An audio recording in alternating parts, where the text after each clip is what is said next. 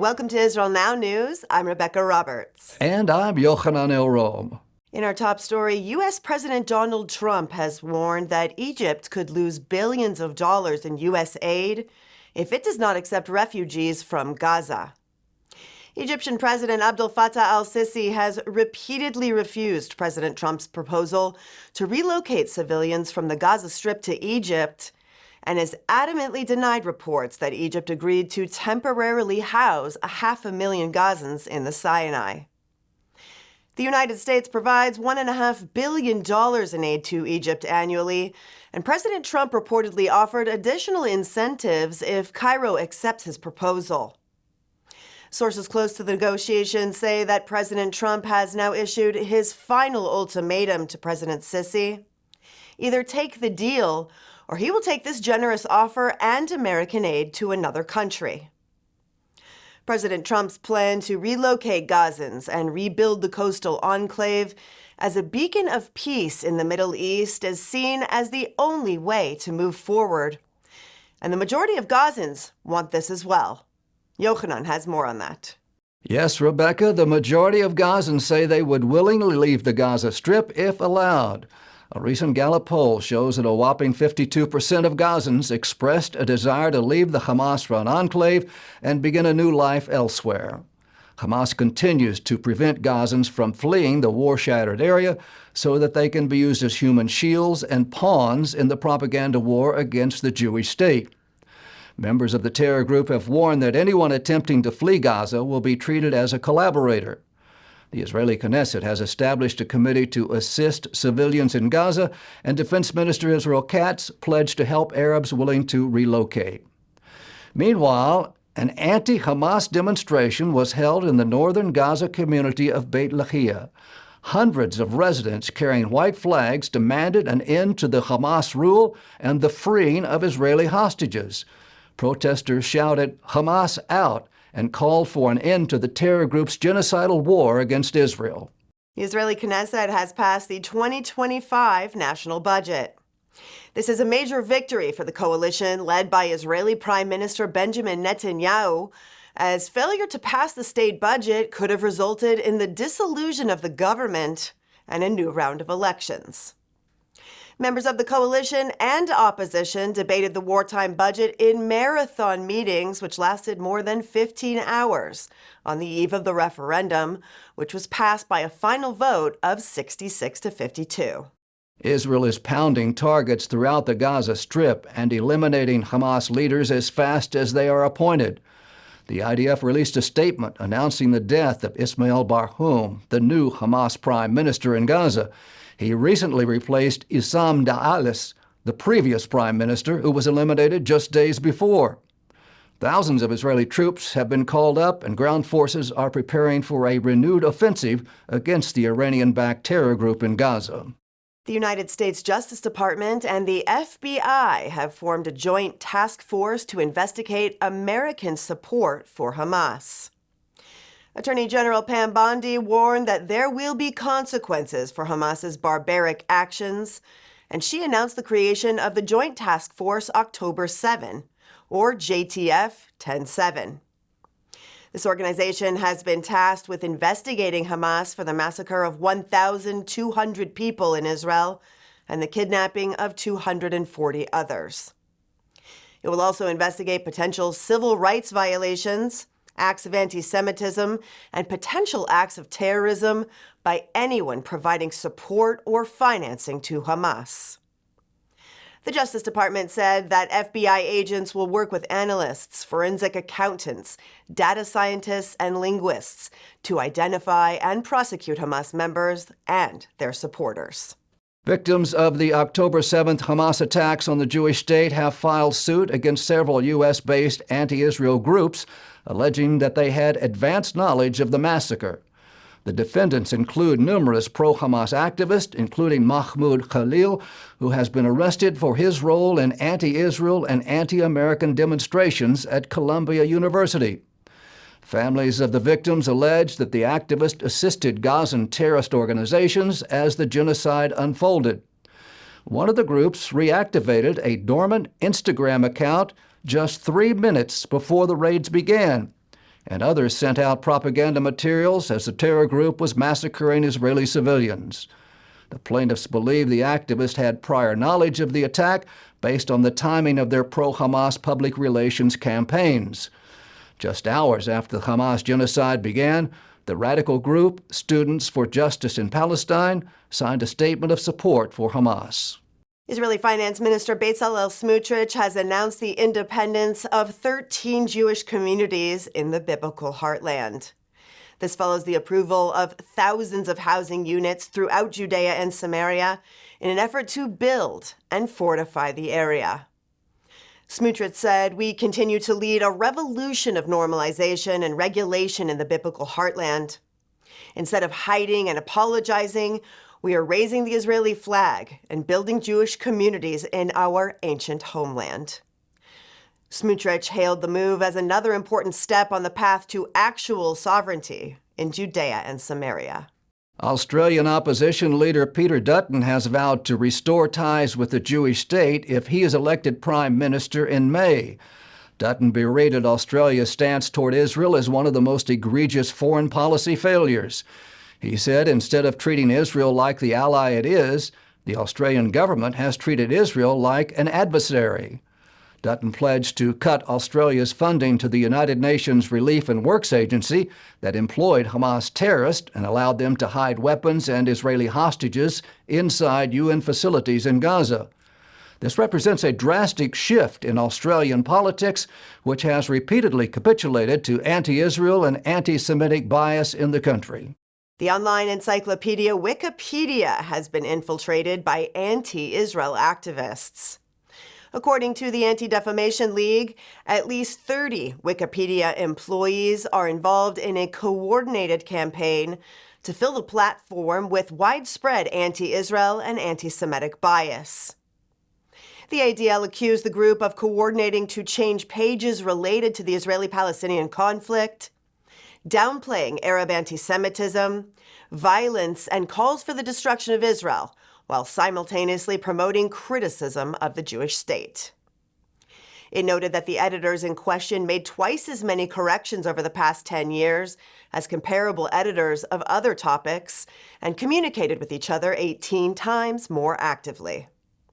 The anti-Semitic bias is even more evident on Wikipedia's Arabic pages, which openly glorify Hamas and disseminate pro-Hamas propaganda.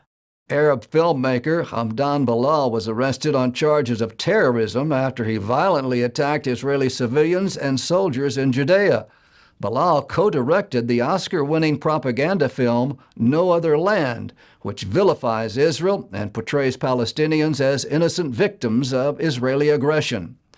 He allegedly was caught throwing stones at Israeli vehicles that injured several people.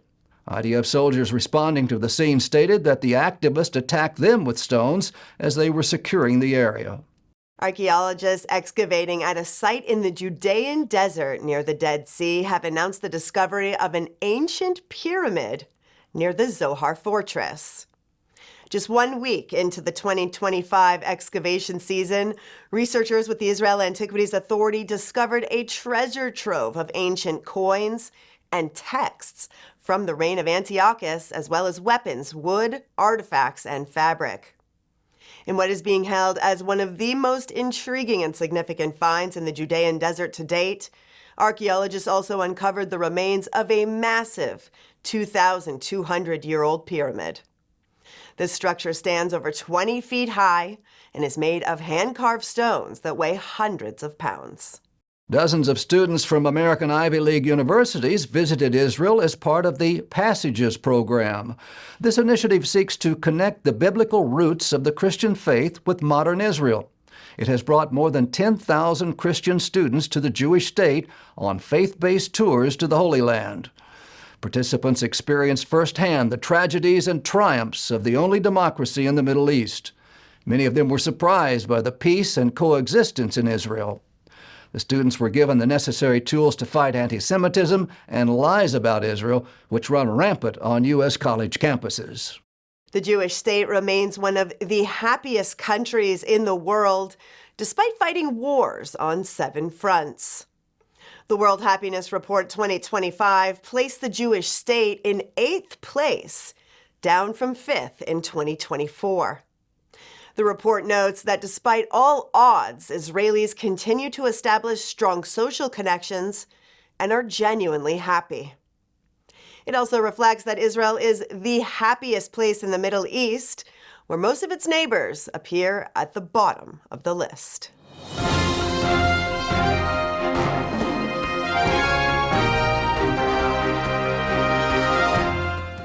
That concludes the news portion of our show. Stay tuned for Ask the Source with Josh Reinstein.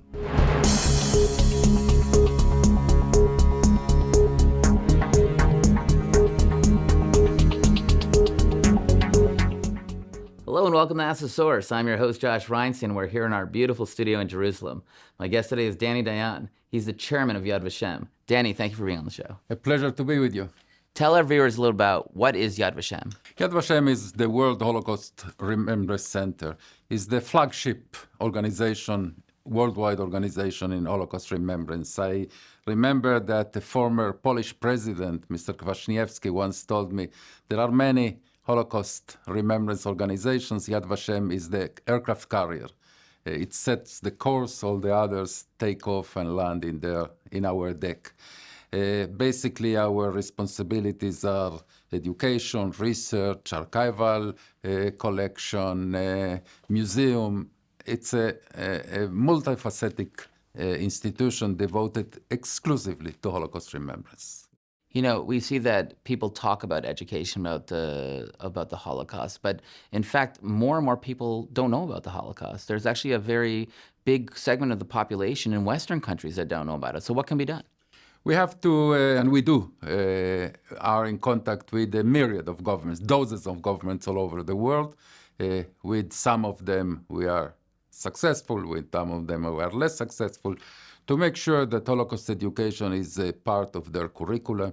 We train their educators in regular times to Yad Vashem, to our International School of Holocaust Education, come educators from more than 65 countries to learn how to teach the Holocaust. You're also the chairman of IHRA. You just became the chairman just recently, and you're leading about 35 countries. Can you tell us about that? Yes, IHRA is the International Holocaust Remembrance Alliance, 35 states, 35 governments that came together in order to enhance to Holocaust remembrance, Holocaust education, preservation of the sites in which the Holocaust occurred. Basically, almost all of the European countries are members of IHRA, but also non-European countries like the United States, Canada, Australia, Argentina, and Israel.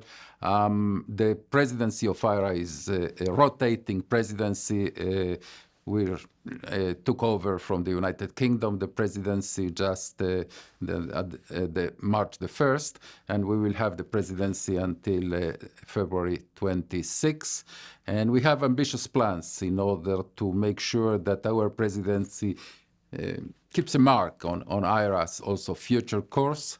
We will have 2 plenaries in Israel. The first one will be in Jerusalem, in Jerusalem, in Yad Vashem itself. The second one will be during Hanukkah in Haifa.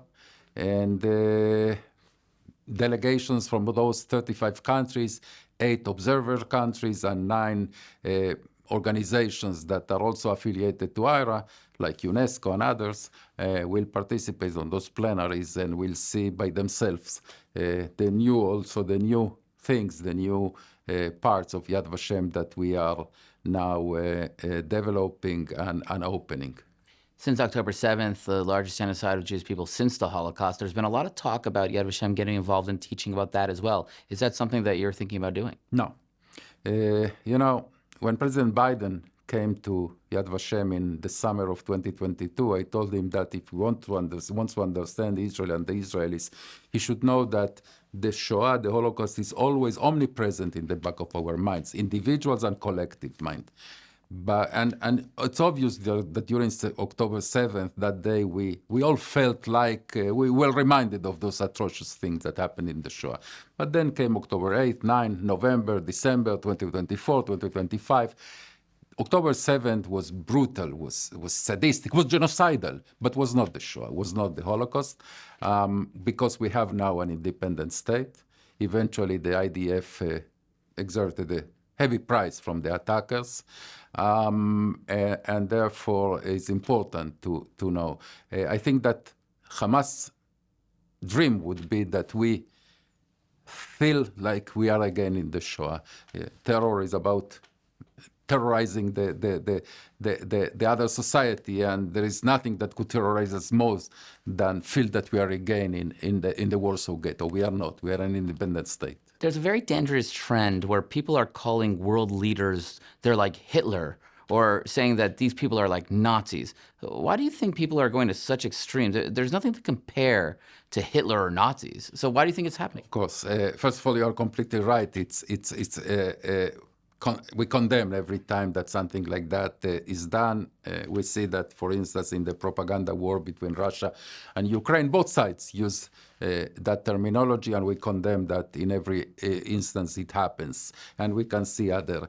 But the reason is because the Holocaust is the benchmark of evil in the world. And that is important. You know, there are not many good news today about anti-Semitism, but one piece of good news is that Holocaust awareness, I would say, is growing. I will give you a few examples. International Holocaust Remembrance Day, January 27, didn't exist in the 20th century. It was established in the 21st century. IRA, the International Holocaust Remembrance Alliance, didn't exist in the 20th century. It was established in the 21st century. So that is a bad consequence of the fact that Holocaust awareness is growing, actually. Dani, there are literally tens of millions of people watching this show. What message do you have for our viewing audience?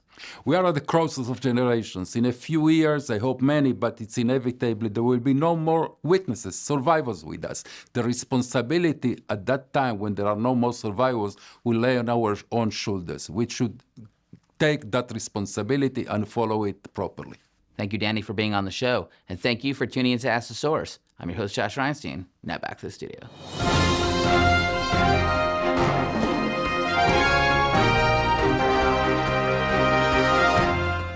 And now the truth from Zion.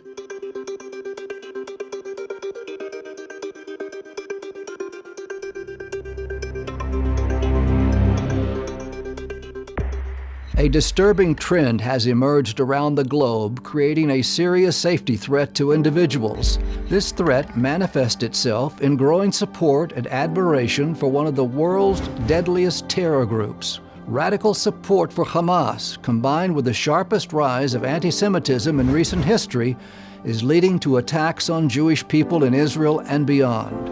Most surprising is the fact that many of those promoting this bigotry are academics.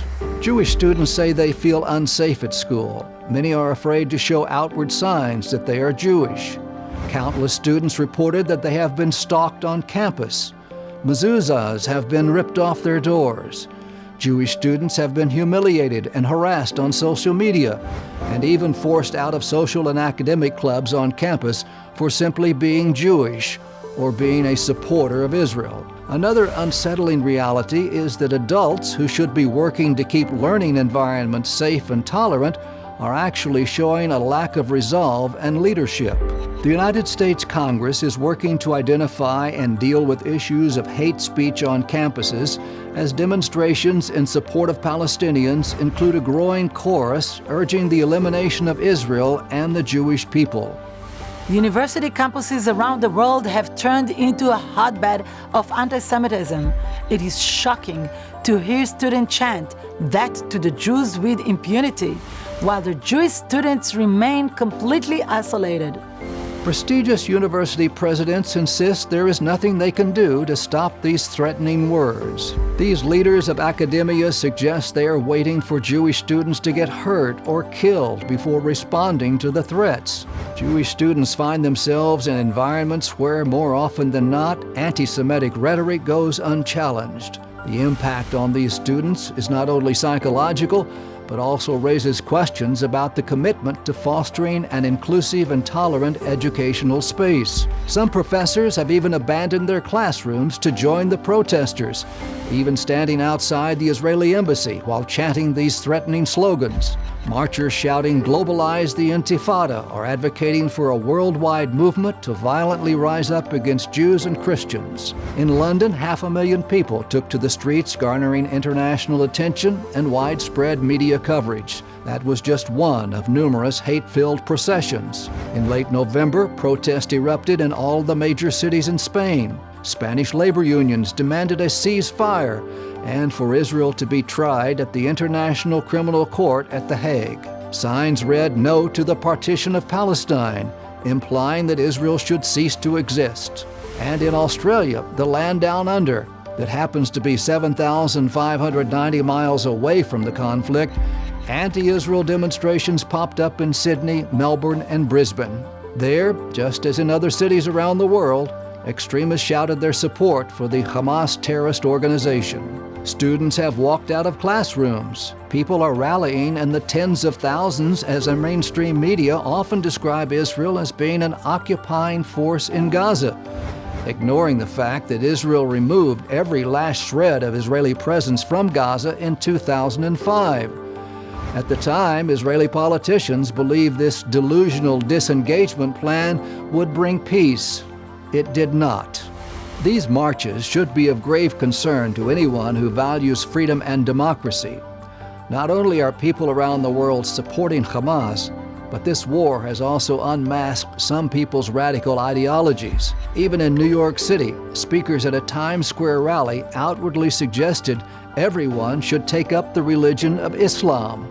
They literally said, "It will be in every home. The only God to worship is Allah." While New York City historically has been viewed as a beacon of tolerance and coexistence, and the biggest melting pot on the planet, every day New Yorkers were seen ripping down posters of hostages. Some even denied that hostages were taken on October 7th. As these reports gain attention, questions are arising about how universities and cities will address and combat Jew hatred and rising anti-Semitism, especially in light of the fact that any disparaging comments or threats about any other minority would not be tolerated. Many in the international community are responding to this challenge, while others are looking to amplify it for their own ideological purposes. As the world grapples with this unsettling trend, the need for a collective effort to counteract hate and prejudice becomes more apparent than ever.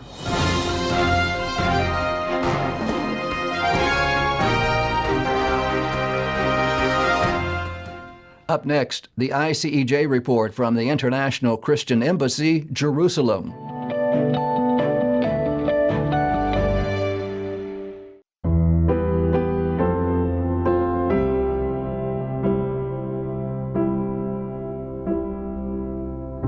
Since Israel was brutally attacked by Hamas on October 7th of last year, the demand for mental health care in Israel has surged.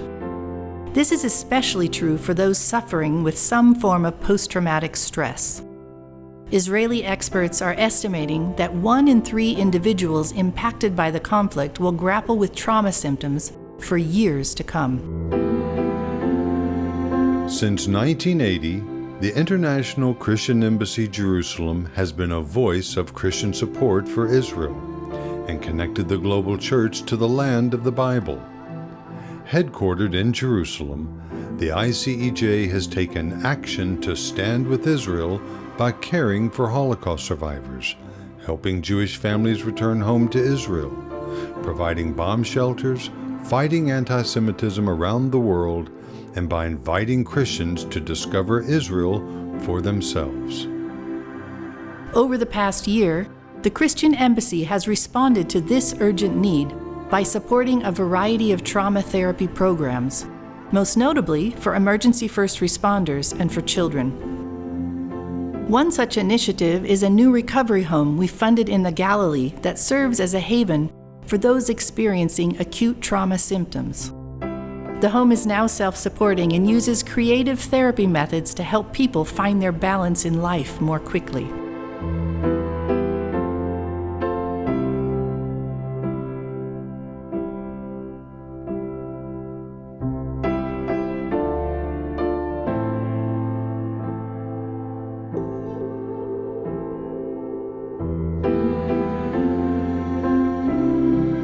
Elsewhere, we have sponsored therapeutic horseback riding sessions, as well as therapeutic group retreats for emergency and medical first response teams. The ICEJ recently bought 2 therapy horses, which service many recovering youths and have proven quite successful. A young boy named Erez was held hostage in Gaza for 50 days and managed to survive mentally by remembering his times riding his favorite horse. After his release, Erez was so glad to be back on a horse again.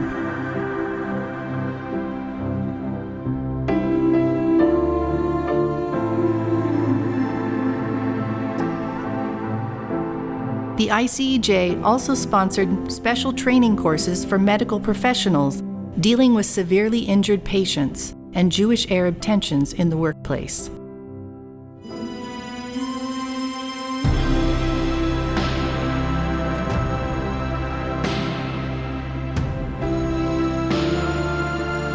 We also helped to fund renovations of a new trauma recovery center in Jerusalem, as well as provided large protected rooms for group therapy sessions in a resilience center in the south of Israel. These are just some of the ways the Christian Embassy has been helping Israelis overcome the trauma of this difficult war.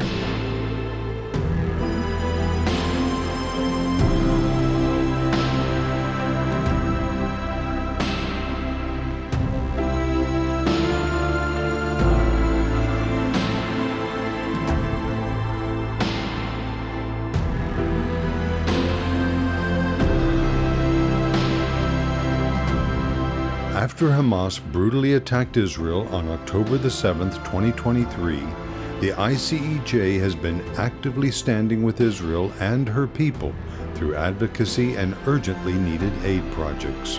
Now is the time for Christians to turn their love for Israel and the Jewish people into real action as never before. Your donation will help deliver bomb shelters to at-risk areas, provide necessary supplies for first responders, support affected citizens with trauma care, and will eventually help rebuild these devastated communities.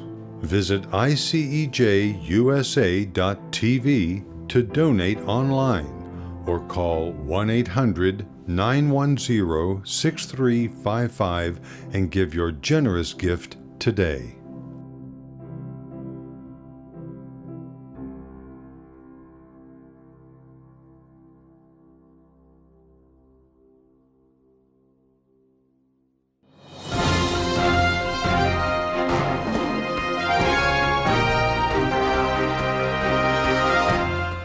That's all for this edition of Israel Now News. I'm Rebekah Roberts. And I'm Yochanan Elrom, reporting from our studio in Jerusalem. Join us again next week for all of your Israel updates.